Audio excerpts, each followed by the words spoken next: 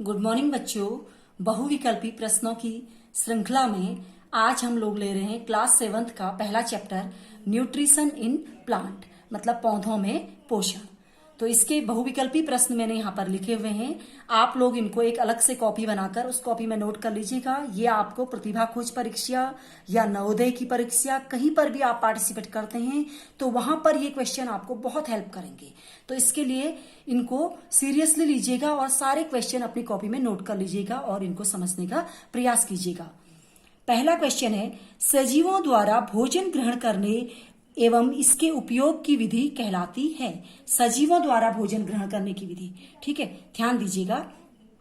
पोषक, पोषण, स्वपोषण, विषम पोषण, ये इसके ऑप्शन है। सजीवों द्वारा भोजन ग्रहण करने की, ये नहीं कहा गया है खुद भोजन ग्रहण करने की या दूसरे के द्वारा भोजन बनाकर उसको खाने की, ऐसा कुछ नहीं लिखा गया है। क्वेश्चन में लिखा गया है सजीवों द्वारा भोजन ग्रहण करने की विधि, ठीक है, और उसको उपयोग करने की विधि। तो क्या होगी ये? पोषण। क्या होगी? पोषण। तो कौन सा ऑप्शन सही होगा? बी वाला। अगला क्वेश्चन है, पोषण की वह विधि जिसमें जीव अपना भोजन स्वयं संश्लेषित करते हैं कहलाती है। स्वयं संश्लेषित करते हैं मतलब खुद बनाते हैं अपना भोजन, ठीक है ना। कुछ जीव ऐसे होते हैं जो अपना भोजन स्वयं बना रहे होते हैं। तो वो पोषण की विधि कौन सी कहलाती है? पहला स्वपोषण, विषम पोषण, फिर है ए और बी दोनों, और उपरोक्त में से कोई नहीं। स्वयं बनाते हैं लिखा है। क्या लिखा है यहाँ पर? स्वयं संश्लेषित। तो स्वपोषण का अर्थ ही क्या होता है? स्व का अर्थ होता है स्वयं, पोषण मतलब संश्लेषित करना, स्वयं अपने भोजन को संश्लेषित करना। तो क्या आंसर सही होगा यहाँ पर? यही होगा, ए वाला ही। विषम पोषण नहीं हो सकता क्योंकि विषम पोषण तो दूसरों द्वारा बनाए गए भोजन को ग्रहण करने वाली प्रणाली होती है, ठीक है। तो क्या आंसर सही है? ए वाला, यानी कि स्वपोषण। अगला क्वेश्चन है, स्वपोषी के उदाहरण है, यानी कि स्वपोषी जीवों के उदाहरण है। अब पहला आंसर ऑप्शन है जंतु, यानी कि एनिमल्स। अगला है पौधे, प्लांट्स, और फिर है ए और बी दोनों। अगला है उपरोक्त में से कोई नहीं। स्वपोषी, ध्यान दीजिएगा, जो अपना भोजन स्वयं बनाते हैं। कौन होंगे? पौधे। कौन होंगे? पौधे। सॉरी, यहाँ पर लिखना भूल गई मैं। एक्चुअली में ग्रीन प्लांट्स होते हैं, हरे पौधे। सभी पौधे नहीं होते, लेकिन मोस्टली पौधे होते हैं, इसलिए पौधे भी लिखा जा सकता है, क्योंकि इसको पौधे भी लिख सकते हैं लेकिन हम लोग। लेकिन अगर कहीं पर हरे पौधे लिखे हैं तो वो भी सही है। हरे पौधे, पौधे दोनों कह सकते हैं, ठीक है। इसका आंसर सही होगा बी वाला ऑप्शन। आप लोग कॉपी में हरे पौधे भी लिख सकते हैं, ग्रीन प्लांट्स, जिनमें क्लोरोफिल होता है, वही स्वपोषी के उदाहरण होते हैं। अगला है, ऐसे जीव जो अन्य जीवों तथा पौधों द्वारा संश्लेषित भोजन को ग्रहण करते हैं कहलाते हैं। ऐसे जीव जो अन्य जीवों तथा पौधों द्वारा संश्लेषित भोजन को ग्रहण करते हैं क्या कहलाते हैं? दूसरों द्वारा, ये ध्यान दीजिएगा, जो दूसरे जीवों द्वारा या पौधों द्वारा संश्लेषित भोजन को ग्रहण कर रहे हैं, खुद नहीं बना रहे हैं, ठीक है ना। तो ये जीव की बात की गई है, यहाँ पर प्रणाली की बात नहीं की गई है। तो स्वपोषी नहीं होंगे। स्वपोषी तो अपना भोजन स्वयं बनाते हैं। स्वपोषण नहीं हो सकता। विषम पोषण, विषम पोषण तो इनकी प्रक्रिया कहलाएगी, विषम पोषण इनकी प्रक्रिया कहलाएगी, लेकिन यहाँ ऐसे जीव कहा गया है। उन जीवों को विषम पोषण नहीं कहेंगे, क्या कहेंगे उनको? विषम पोषी। क्या होगा इसका आंसर? विषम पोषी। डी वाला ऑप्शन सही होगा, ठीक है ना। इसके बाद नेक्स्ट क्वेश्चन है, क्वेश्चन नंबर 5 में हम पढ़ रहे हैं, पौधे की खाद्य फैक्ट्री कहलाती है। पौधे की खाद्य फैक्ट्री। अब फैक्ट्री क्या होती है? फैक्ट्री किसी चीज को बनाने का काम करती है। अब खाद्य मतलब भोजन की, फूड फैक्ट्री भी इसको हम कहते हैं, यानी कि जो भोजन बनाने वाली फैक्ट्री है वो क्या कहलाती है पौधे की? जड़। क्या जड़ में भोजन बनता है? तना, पत्ती, फूल। क्या होगी? जड़ होगा? नहीं। तना नहीं, पत्ती हाँ, फूल नहीं। तना भी कुछ पौधों में हो सकता है, लेकिन मोस्टली नहीं होता। सबसे ज्यादा जो होता है मोस्टली वो आपका पत्ती होगी, क्योंकि क्लोरोफिल ज्यादातर पत्तियों में होता है। कुछ पौधे के तनों में भी क्लोरोफिल होता है, जो हरे तने वाले प्लांट्स होते हैं उनमें भी होता है, लेकिन ज्यादातर आपका आंसर पत्ती होने की वजह से आप यहां पर पत्ती को ही टिक करेंगे, ठीक है। अगला क्वेश्चन है, पौधे के कौन से भाग द्वारा मृदा में उपस्थित जल तथा खनिज लवण पौधे के दूसरे भाग यानी कि तने तक पहुंचाए जाते हैं? पौधे के कौन से भाग द्वारा? मृदा में उपस्थित, ध्यान दीजिएगा, कहां उपस्थित? मृदा में। तो मृदा से टच जो भाग होगा वही तो करेगा शायद उसको। देखिए क्या है ऑप्शन, जड़, तना, पत्ती, फल।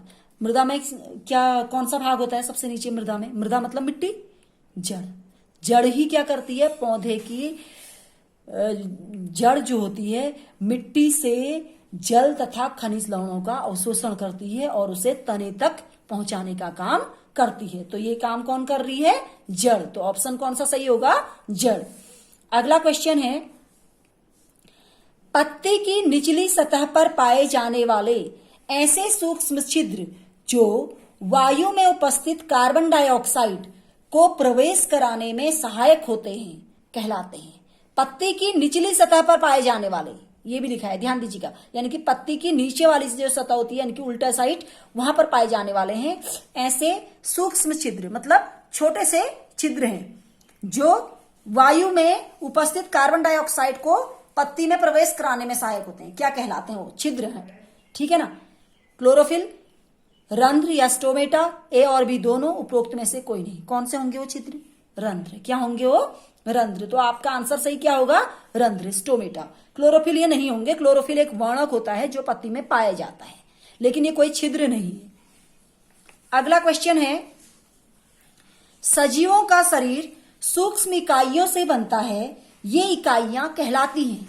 सजीवों का शरीर सूक्ष्म इकाइयों से बनता है, ये इकाइयां कहलाती हैं। या सजीवों के शरीर की सबसे छोटी इकाई का नाम भी अगर पूछें तब भी इसका आंसर यही है। ये भी क्वेश्चन पूछा जा सकता था कि सजीवों के शरीर की सबसे छोटी इकाई या सबसे सूक्ष्म इकाई कौन सी होती है?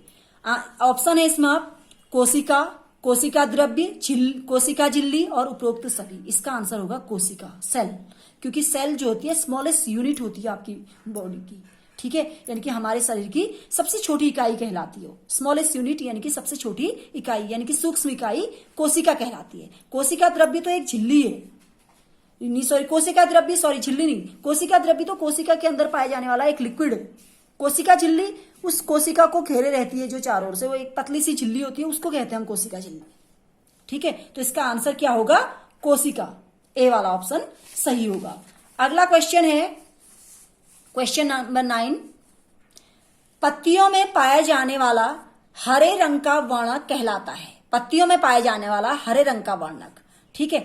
ऑप्शन है स्टोमेटा, कार्बोहाइड्रेट, क्लोरोफिल, उपरोक्त सभी। हरे रंग का वर्णक है, ध्यान दीजिएगा। अभी छिद्र की बात हुई थी, वो थे स्टोमेटा। स्टोमेटा एक तरह के छिद्र हैं। कार्बोहाइड्रेट एक अलग चीज है। कार्बोहाइड्रेट एक उत्पाद है जो कि प्रकाश संश्लेषण से प्राप्त होता है। तो यहां पर कौन सा होगा वर्णक? क्लोरोफिल। क्या होगा आंसर? क्लोरोफिल, यानी कि कौन सा आंसर सही है? Option C. अगला क्वेश्चन है, पौधों द्वारा खाद्य संश्लेषण की प्रक्रिया कहलाती है। यानी कि पौधे जिस प्रक्रिया से खाद्य संश्लेषण करते हैं यानी कि भोजन का निर्माण करते हैं वो प्रक्रिया कहलाती है। ऑप्शन है प्रकाश संश्लेषण, खाद्य संश्लेषण, श्वसन, उपरोक्त में से कोई नहीं। प्रकाश संश्लेषण, हाँ यही आंसर सही है, क्योंकि ये प्रकाश की उपस्थिति में होता है इसीलिए इसको प्रकाश संश्लेषण कहते हैं। खाद्य संश्लेषण नहीं है, खाद्य संश्लेषण की तो प्रक्रिया ही चल रही है। श्वसन से कोई संबंध ही नहीं है इसका, क्योंकि ये भोजन निर्माण की बात चल रही है। तो ये इसका ऑप्शन कौन सा सही है? ए वाला। अगला क्वेश्चन है, प्रकाश संश्लेषण के लिए आवश्यक है, यानी कि इसके लिए आवश्यक तत्व है। क्या क्या है? क्लोरोफिल, सूर्य का प्रकाश, कार्बन डाइऑक्साइड, उपरोक्त सभी। क्लोरोफिल आवश्यक है, हाँ, इसके बिना प्रकाश संश्लेषण संभव नहीं होगा। सूर्य का प्रकाश इसके बिना भी नहीं हो सकता। कार्बन डाइऑक्साइड इसके बिना भी प्रकाश संश्लेषण संभव नहीं हो सकता। तो कौन सा आंसर सही होगा? उपरोक्त सभी। अगला क्वेश्चन है, जीवों के लिए ऊर्जा का चरम स्रोत है या ऊर्जा का मुख्य स्रोत है। ऑप्शन दे रखे हैं अग्नि यानी कि आग। आग भी ऊर्जा का स्रोत तो है, पर अब चरम स्रोत है या नहीं है ये हम अगले ऑप्शन से देखेंगे। सूर्य, वायु, उपरोक्त में से कोई नहीं। कौन सा होगा चरम स्रोत? सूर्य, क्योंकि सूर्य सबके लिए सुटेबल है, सबको उपलब्ध होने वाला स्रोत है, इसलिए इसको चरम स्रोत या मुख्य स्रोत कहेंगे। यानी कि कौन सा सही आंसर है? Answer B. नेक्स्ट क्वेश्चन है क्वेश्चन नंबर 13, प्रकाश संश्लेषण की प्रक्रिया के उत्पाद हैं। उत्पाद या प्रोडक्ट भी हम इनको कह सकते हैं, यानी कि प्रकाश संश्लेषण की प्रक्रिया के बाद प्राप्त होते हैं, जो जो चीजें उसके बाद निकलती हैं वो इसमें आंसर आएंगे। पहला है कार्बोहाइड्रेट, अगला है कार्बन डाइऑक्साइड, ऑक्सीजन, ए और बी, ए और सी दोनों। कार्बोहाइड्रेट, क्योंकि प्रकाश संश्लेषण की प्रक्रिया आपको याद आ रही होगी। क्या थी प्रकाश संश्लेषण की प्रक्रिया? आपका जो कार्बन डाइऑक्साइड प्लस वाटर यानी कि H2O, ये जब रिएक्शन करते हैं किसकी प्रेजेंस में, क्लोरोफिल की प्रेजेंस और सनलाइट, यानी कि क्लोरोफिल और सनलाइट यानी कि सूर्य का प्रकाश क्या बनाते हैं, अभी फॉर्मूले नहीं बता रही हूं मैं सारे, ठीक है। ये है एक्चुअली में आपका, चलिए C6H12O6 है, ये आपका है कार्बोहाइड्रेट, कार्बोहाइड्रेट बनाते हैं। और एक और चीज निकलती है यहां पर, क्या, ऑक्सीजन। क्या निकलती है, ऑक्सीजन। यानी कि क्या है इसके उत्पाद, कार्बोहाइड्रेट और ऑक्सीजन, कार्बोहाइड्रेट एंड ऑक्सीजन, यानी कि ए और सी दोनों। तो कौन सा ऑप्शन सही होगा, डी वाला, यानी कि ए और सी दोनों। अगला क्वेश्चन है, स्टार्च है, स्टार्च क्या चीज है, यानी कि ऑप्शन है एक प्रकार का कार्बोहाइड्रेट, एक प्रकार का अम्ल, एक प्रकार का क्षार, एक प्रकार का लवण। ये एक प्रकार का कार्बोहाइड्रेट होता है जो कि प्रकाश संश्लेषण की प्रक्रिया द्वारा प्राप्त होता है। प्रकाश संश्लेषण द्वारा जो प्राप्त कार्बोहाइड्रेट है वो स्टार्च के रूप में ग्रहण कर लिया जाता है पौधों द्वारा, पौधों द्वारा उसे स्टार्च या मंड के रूप में ग्रहण किया जाता है। तो स्टार्च क्या हुआ फिर, एक तरह का कार्बोहाइड्रेट, ए वाला ऑप्शन सही होगा। अगला क्वेश्चन है, सूर्य का प्रकाश प्रकाश संश्लेषण की प्रक्रिया में संग्रहित किया जाता है, किसके द्वारा संग्रहित किया जाता है, यानी कि ठीक है, स्टोमेटा द्वारा, स्टार्च द्वारा, क्लोरोफिल द्वारा, उपरोक्त सभी द्वारा। किसके द्वारा किया जाता है, क्लोरोफिल द्वारा, क्योंकि स्टोमेटा तो छोटे से छिद्र हैं, वो तो केवल कार्बन डाइऑक्साइड को लेने और ऑक्सीजन को छोड़ने का काम करेंगे प्रकाश संश्लेषण में, और श्वसन के टाइम पर ऑक्सीजन लेंगे और कार्बन डाइऑक्साइड को छोड़ेंगे, यानी कि वो एक तरह से श्वसन अंगों का काम करेंगे स्टोमेटा। स्टार्च तो एक तरह का कार्बोहाइड्रेट है, उसका तो कोई मतलब ही नहीं है इस चीज से, वो तो उत्पाद है प्रकाश संश्लेषण का, ठीक है। तो यहां पर क्या आंसर सही होगा इसका, क्लोरोफिल, ठीक है। अगला क्वेश्चन है, मरुस्थलीय पौधे। अब मरुस्थलीय पौधे वे रेगिस्तान में होते हैं जो पौधे, ठीक है। पहले मरुस्थल में समझ लीजिए, मरुस्थली का मतलब मरुस्थलीय रेगिस्तानी पौधे हैं जहां पर पानी बहुत कम होता है, यानी कि जहां वर्षा बहुत कम होती है, यानी कि पानी की उपलब्धता बहुत कम हो पाती है, कि पत्तियां सल्क अथवा सूल रूपी मतलब कांटों में परिवर्तित हो जाती हैं। ये पूछा भी जाता है, इनकी पत्तियां कांटों के रूप में क्यों परिवर्तित हो जाती है, ठीक है। ऑप्शन है वाष्पोत्सर्जन में वृद्धि करने के लिए, वाष्पोत्सर्जन में कमी करने के लिए, सी है ए और बी दोनों, डी है उपरोक्त में से कोई नहीं। क्या होगा, वाष्पोत्सर्जन में कमी करने के लिए, क्योंकि वृद्धि कैसे कहां होगी, अगर कांटों में परिवर्तित हो रही है तो वहां पर, क्योंकि वाष्पोत्सर्जन बहुत तेजी से हो रहा होता है मरुस्थल में, वहां पर पानी की कमी होती है, तो वाष्पोत्सर्जन, क्योंकि पानी की कमी होती है यानी कि मॉइस्चर कम होता है उस मिट्टी में, मरुस्थल की मिट्टी में, वो रेतीली मिट्टी होती है वहां की, तो वाष्पोत्सर्जन बहुत तेजी से हो रहा होता है, तो इसलिए वहां की उन पौधों की जो पत्तियां हैं वो आपके कांटों में परिवर्तित हो जाती है ताकि वाष्पोत्सर्जन में थोड़ी कमी आए। तो ये कौन सा आंसर सही होगा, इसका आंसर बी, वाष्पोत्सर्जन में कमी करने के लिए। अगला है क्वेश्चन नंबर 17, कार्बोहाइड्रेट बनते हैं, कार्बोहाइड्रेट बनते हैं मतलब किन किन चीजों तत्वों से बनते हैं, कार्बन तत्व से, हाइड्रोजन तत्व से, ऑक्सीजन तत्व से, उपरोक्त सभी से। किससे बनते हैं, उपरोक्त सभी से। नाम से देखिए, कार्बोहाइड्रेट, ड्रेट का अर्थ ऑक्सीजन से आप मानिए, कार्बो का अर्थ कार्बन है इसमें, हा का अर्थ हाई या का अर्थ हाइड्रोजन है, ड्रेट को हम ऑक्सीजन से लेते हैं, ठीक है। यानी कि ये जो है इन तीनों से बनते हैं, यानी कि क्या आंसर सही होगा, उपरोक्त सभी से। अगला क्वेश्चन है, प्रोटीन में कार्बन, हाइड्रोजन तथा ऑक्सीजन के अतिरिक्त होता है, कार्बन, हाइड्रोजन और ऑक्सीजन तो होता ही है प्रोटीन में, इसके अतिरिक्त एक और तत्व होता है, वो क्या होता है, क्या होगा आंसर देखिए अब, नाइट्रोजन, सोडियम, पोटेशियम, कैल्शियम। क्या होगा, नाइट्रोजन, इनमें नाइट्रोजन होता है इसके अतिरिक्त, तो सोडियम, पोटेशियम, कैल्शियम ये नहीं होते इसमें, ठीक है। कौन सा ऑप्शन सही होगा, ए। क्वेश्चन नंबर 19, अमरबेल उदाहरण है। अमरबेल एक प्रकार का पौधा है, ये कौन से पौधे का उदाहरण है, अब ये आपको बताना है यहाँ। मृतजीवी का, सहजीवी का, परजीवी का, उपरोक्त सभी का। क्या होगा, मृतजीवी होगा क्या, नहीं, ये तो मृत चीजों में यानी कि सड़े गले पदार्थों में उगने वाले पौधे होते हैं। अमरबेल क्या होती है, एक पौधे के साथ लिपटी रहती है, एक पौधे के ऊपर आरोहित रहती है, ठीक है, चढ़ी रहती है। सहजीवी का, क्या अमरबेल उसको कोई फायदा भी दे रही होती है उस पौधे को, नहीं, तो सहजीवी भी नहीं हो सकती है। परजीवी का, हाँ, क्योंकि अमरबेल उस पौधे को कोई और फायदा नहीं दे रही होती है, बल्कि उसी से भोजन भी ग्रहण कर रही होती है और आवास भी उसी पर कर रही होती है, यानी कि उसी पर वो शेल्टर और फूड दोनों ले रही होती है उससे, तो यानी कि वो परजीवी का उदाहरण है। ऐसे पौधे जो शेल्टर और फूड दोनों ले रहे होते हैं दूसरे से, वो क्या कहलाते हैं? परजीवी।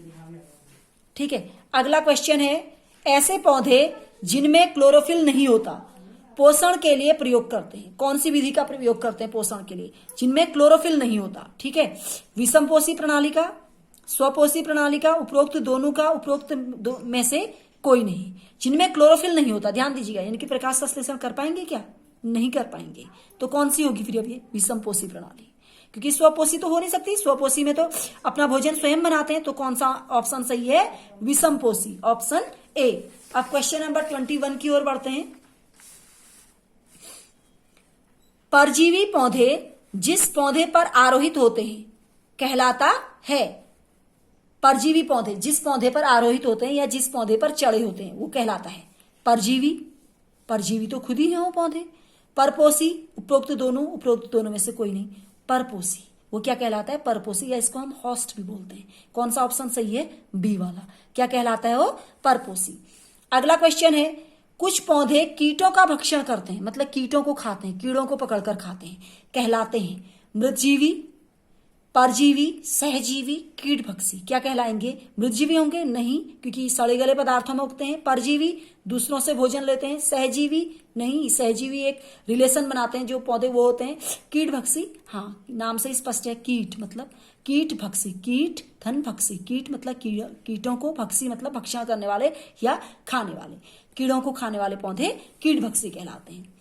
अगला क्वेश्चन है, कीटभक्षी पौधों के उदाहरण है घटपर्णी, हाँ, वीनस फ्लाईट्रेप, हाँ, उपरोक्त दोनों, उपरोक्त में से कोई नहीं। कौन सा होगा? उपरोक्त दोनों, क्योंकि घटपर्णी और वीनस फ्लाईट्रेप दोनों ही आपके कीटभक्षी पौधे हैं, दोनों ही कीटों का भक्षण करते हैं।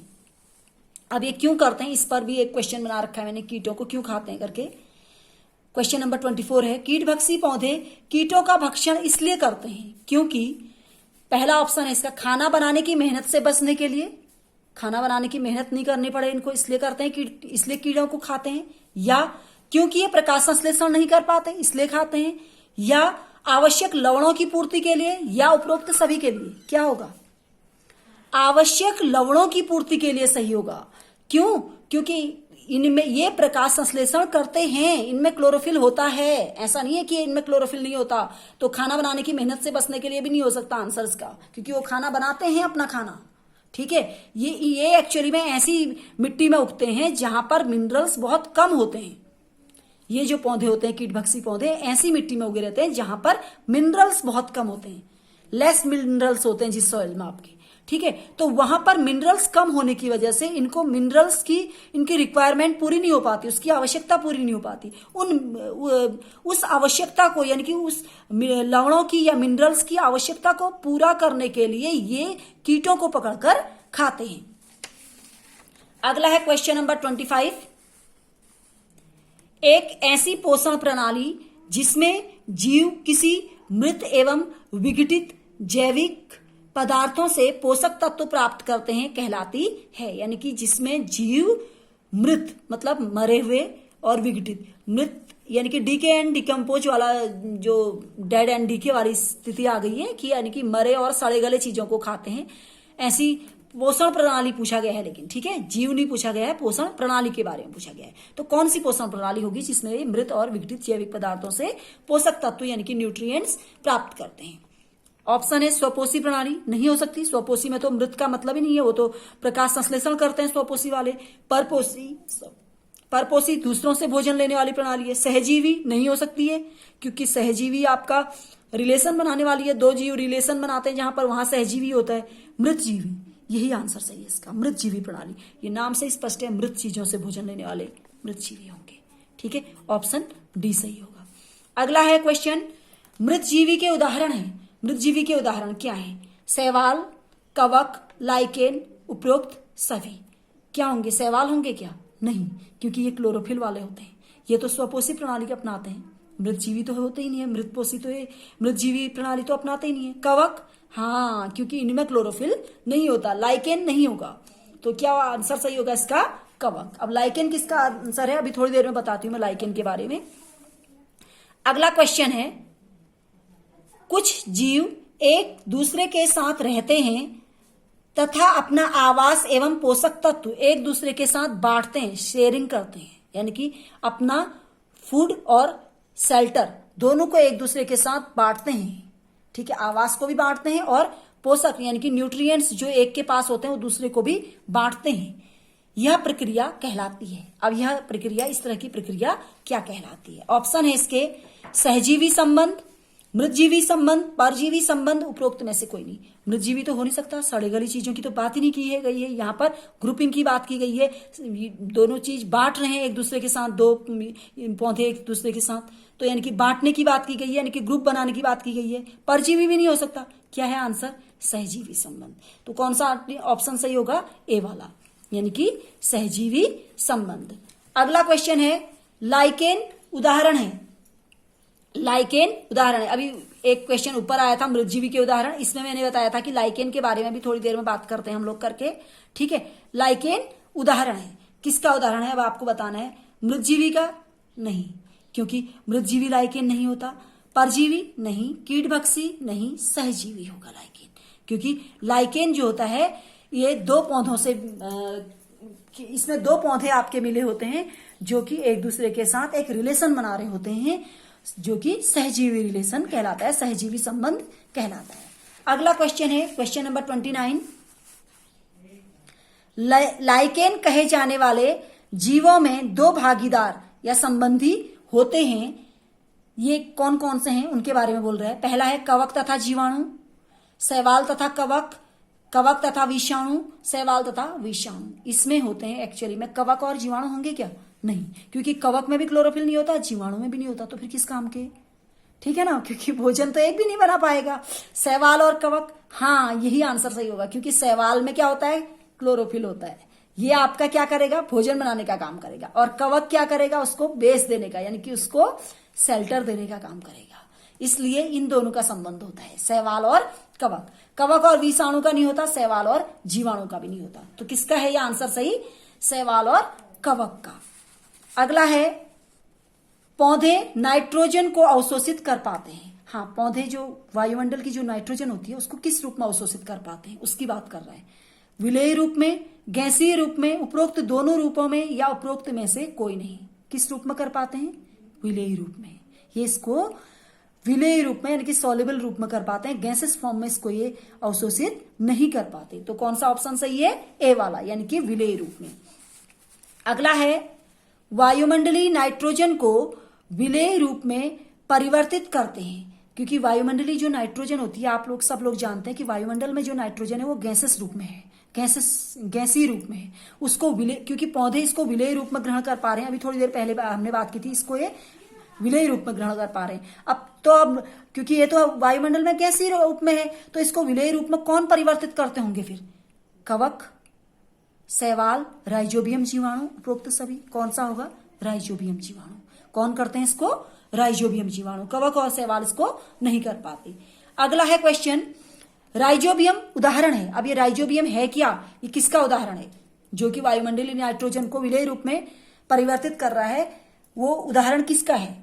विषाणु का नहीं, शैवाल का नहीं, कवक का नहीं, जीवाणु का। यस, ये किसका उदाहरण है?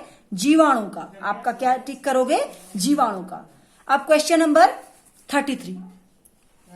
राइजोबियम जीवाणु रहते हैं, कहाँ रहते हैं? आपको इनका वास स्थान यानी कि इनका शेल्टर कहाँ है वो पूछ रहा है। पहला ऑप्शन है वृक्षों की जड़ों में, यानी कि बड़े पेड़ों की जड़ों में। दूसरा है फलीदार पौधों की जड़ों में। फलीदार मतलब इसमें दाल कुल के पौधे आ गए, जैसे मटर, चना, ये आ गए। उपरोक्त दोनों में, उपरोक्त में से कोई नहीं। किसमें होते हैं ये? फलीदार में। किसमें होते हैं? फलीदार पौधों की जड़ों में। उनकी जड़ों में गांठें पाई जाती हैं, नोड्यूल्स पाए जाते हैं। इस चैप्टर में आप लोग को मैंने बताया था। लेग्यूम्स बोलते हैं जिनको हम, फलीदार पौधे यानी कि जिनको हम लेग्यूम्स बोलते हैं। ठीक है, इनकी जड़ों में कुछ नोड्यूल्स यानी कि गांठें पाई जाती हैं, जिनमें राइजोबियम नाम का बैक्टीरिया रहता है। अगला है, कीटभक्षी पौधे होते हैं। ये कैसे होते हैं ये बताना है आपको। विषमपोषी, क्योंकि ये कीटों का भक्षण करते हैं। ठीक है, विषमपोषी, क्या ये विषमपोषी है? क्या ये स्वपोषी है? क्या ये आंशिक विषमपोषी है? या उपरोक्त में से कोई नहीं? विषमपोषी क्या होते हैं? जो दूसरों द्वारा बनाए गए भोजन को ग्रहण करते हैं। तो विषमपोषी तो ये हो नहीं सकते, क्योंकि ये प्रकाश संश्लेषण भी तो कर रहे हैं। भले कीटों को भी खाते हैं, लेकिन ये प्रकाश संश्लेषण भी करते हैं। अगला है स्वपोषी, नहीं पूरी तरह से स्वपोषी भी नहीं है, क्योंकि ये कीटों का भक्षण भी कर रहे हैं प्रकाश संश्लेषण के साथ साथ, यानी कि दूसरों को मार के भी खा रहे हैं। तो आंशिक विषमपोषी, ये क्या होंगे, आंशिक विषमपोषी होंगे। अगला क्वेश्चन है, प्रकाश संश्लेषण की प्रक्रिया में पौधे प्रयोग करते हैं, किस चीज का प्रयोग करते हैं, ऑक्सीजन का, हाइड्रोजन का, नाइट्रोजन का, कार्बन डाइऑक्साइड का। किसका प्रयोग करते हैं, कार्बन डाइऑक्साइड का, है ना, ये आप लोग जानते हैं सभी लोग। तो किसका उपयोग करते हैं, कार्बन डाइऑक्साइड गैस का। अगला क्वेश्चन है, पौधे श्वसन की प्रक्रिया में ग्रहण करते हैं, पौधे श्वसन की प्रक्रिया में कौन सी गैस को ग्रहण करते हैं, ऑक्सीजन, नाइट्रोजन, हाइड्रोजन, नाइट्रोजन और कार्बन डाइऑक्साइड का। किसका प्रयोग करते हैं पौधे श्वसन की प्रक्रिया में, ऑक्सीजन का, हाइड्रोजन का, नाइट्रोजन का, कार्बन डाइऑक्साइड का। ध्यान दीजिए, ऑक्सीजन का। ध्यान दीजिए, कोई भी जीव, भले वो पौधे हो भले वो जंतु हो, श्वसन की प्रक्रिया में ऑक्सीजन को ही ग्रहण करेंगे। पौधे केवल प्रकाश संश्लेषण की प्रक्रिया में कार्बन डाइऑक्साइड को लेंगे, और वक्त वो भी श्वसन की प्रक्रिया में ऑक्सीजन को ही लेते हैं। ठीक है। अगला क्वेश्चन है, प्रकाश संश्लेषण की प्रक्रिया में रूपांतरण होता है, किस चीज का, मतलब क्योंकि यहां पर ऊर्जा का रूपांतरण होता है, तो कौन सी ऊर्जा का कौन सी ऊर्जा में रूपांतरण होता है, ये क्वेश्चन आपसे पूछा जा रहा है इसमें। ठीक है। ऑप्शन ए है सौर ऊर्जा का रासायनिक ऊर्जा में, बी है रासायनिक ऊर्जा का सौर ऊर्जा में, सी है उपरोक्त दोनों, डी है उपरोक्त में से कोई नहीं। इसमें कौन सी ऊर्जा ली जाती है, याद कीजिए, सूर्य की ऊर्जा। सूर्य की ऊर्जा कौन सी ऊर्जा हुई फिर, सौर ऊर्जा, यानी कि कौन सी ऊर्जा ली जा रही है, सौर ऊर्जा। सौर ऊर्जा का रासायनिक ऊर्जा में रूपांतरण होता है, यही सही है, क्योंकि रासायनिक ऊर्जा तो ली ही नहीं जाती है, रासायनिक ऊर्जा वायुमंडल में तो है ही नहीं जिसको ले सके हो। ठीक है ना, किसको लेते हो, सौर ऊर्जा को लेते हैं, प्लांट्स सौर ऊर्जा को लेते हैं और उसको रासायनिक ऊर्जा में रूपांतरित करते हैं। तो कौन सा आंसर सही है, ए वाला, सौर ऊर्जा को रासायनिक ऊर्जा में रूपांतरित करते हैं। अगला है, प्रकाश संश्लेषण का उत्पाद नहीं है, ध्यान दीजिए, नहीं है लिखा है। ठीक है, उत्पाद है नहीं पूछा है। कार्बोहाइड्रेट, हाँ उत्पाद है। ऑक्सीजन, हाँ। प्रोटीन, नहीं। उपरोक्त में से कोई नहीं। कौन सा आंसर होगा, प्रोटीन। प्रोटीन जो है प्रकाश संश्लेषण का उत्पाद नहीं होते। तो इसके साथ ही ये चैप्टर आज यहीं पर कंप्लीट कर रही हूं मैं। इसमें फिलहाल मेरे 38 क्वेश्चन बन पाए हैं, तो आप लोग इनको जीके की कॉपी में नोट कर लीजिएगा, और जहां पर आपको दिक्कत होती है आप लोग मुझे कमेंट करके अवश्य पूछिएगा। Okay, thank you.